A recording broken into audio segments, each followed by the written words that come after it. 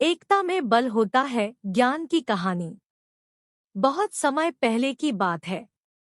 कहीं दूर एक जंगल हुआ करता था। उस जंगल में एक पीपल का पेड़ था। वह पीपल का पेड़ बहुत साल पुराना था। उस पीपल के पेड़ को देखकर लगता था कि उसकी उम्र करीब 100 साल हो गई। जब भी कोई राहगीर उस जंगल से जाया करता था तो उस पीपल के नीचे रुककर आराम किया करता था।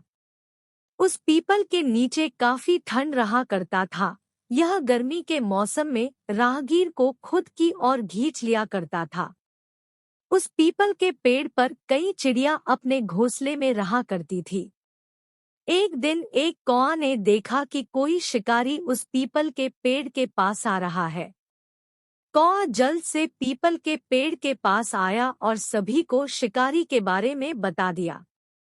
कौआ ने कहा, देखो यह किस तरह से हमें अपने जाल में फंसाने के लिए दाना डाल रहा है, पर हमें उस दाने की ओर देखना भी नहीं है।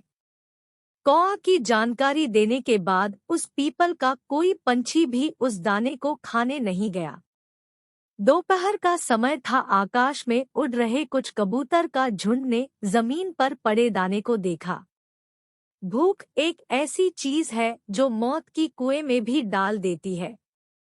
कबूतरों को दाना तो दिख रहा था लेकिन शिकारी का जान नहीं दिख रहा था। सारे कबूतर जाल में फंस गए। सभी कबूतर रोने लगे। कबूतर का राजा बोला, अब रोने से कुछ नहीं होने वाला है, हमें एक साथ उड़ाना चाहिए। हम एक साथ उड़कर इस जाल को ले उड़ सकते हैं। राजा की बात मानकर सारे कबूतर एक साथ उड़े। एक साथ उड़ने के कारण वह कबूतर जाल को लेकर आकाश में उड़ गए। शिकारी का शिकार और उसका जाल भी देखते ही देखते गायब हो गया। इधर आकाश में उड़ने के बाद राजा ने कहा, हम सभी को दक्षिण की ओर चलना चाहिए। दक्षिण की ओर एक चूहा रहता है जो मेरा मित्र है। शायद वह हमारी मदद कर सकता है। राजा की बात मानकर सारे कबूतर दक्षिण की ओर चल दिए। चूहे के घर पहुंचने पर कबूतरों के राजा ने चूहे को बुलाया और कहा, प्यारे मित्र, आज हमें तुम्हारी मदद की जरूरत है।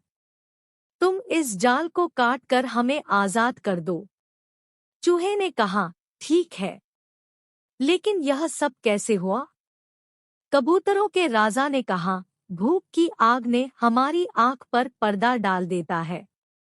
हमें भोजन तो दिखता है लेकिन उस भोजन को देना वाला नहीं दिखता है।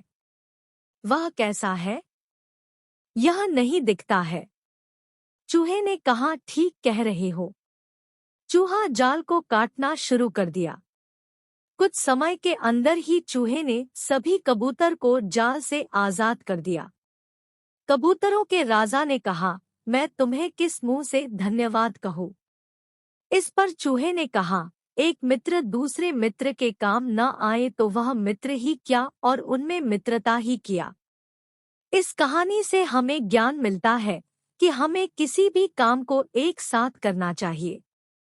एक साथ मिलकर किसी काम को किया जा सकता है, इसलिए एक साथ मिलकर कोई भी काम करे।